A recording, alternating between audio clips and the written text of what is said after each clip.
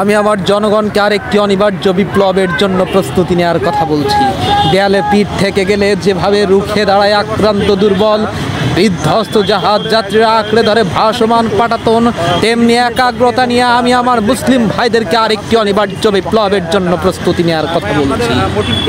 ফিলিস্তিন, আফগানিস্তান, বসনিয়া, কাশ্মীর, পৃথিবীর প্রতিটি প্রান্তরে লাউড স্পিকারের সামনে দাঁড়িয়ে যাবে যুগের মুয়াজ্জিন। আকাশ বাতাস প্রকম্পিত করে এখনই আওয়াজ হবে, যে আওয়াজের তোড়ে হারিয়ে যাবে অ্যাটম ও কামানের ধ্বনি। গড়িয়ে যাওয়া উজুর পানিতে ভিজে অকেজো হয়ে পড়বে সব কটা দূরপাল্লার ক্ষেপণাস্ত্র। আবাবিল পাখির ঝাঁক গিলে খাবে আকাশ ফড়িং, রাজহাঁসগুলো শামুকের পরিবর্তে গিলে খাবে জীবন্ত টর্পেডো। ঠিক একইভাবে আমাদেরকে প্রত্যেকের আজকে রাস্তায় রাস্তায় দাঁড়িয়ে যেতে হবে। আজকে বাংলাদেশ এবং বিভিন্ন পৃথিবীর প্রত্যেকটা দেশ আজকে দাঁড়িয়ে গেছে ফিলিস্তিনের পক্ষে। আপনারা আসুন, সকলে মিলে রুখে দিতে হবে ওই শত্রুদের।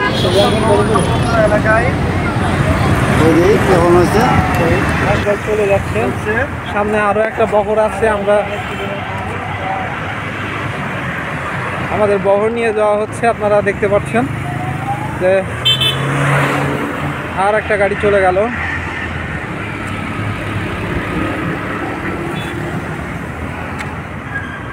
ফিলিস্তিনের পক্ষে শোডাউন চলছে, আপনারা দেখতে পাচ্ছেন।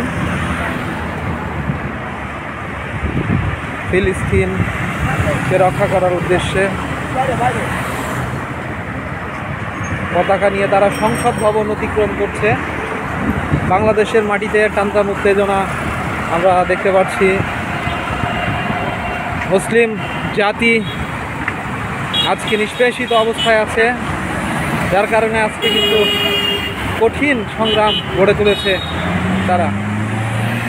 We want justice,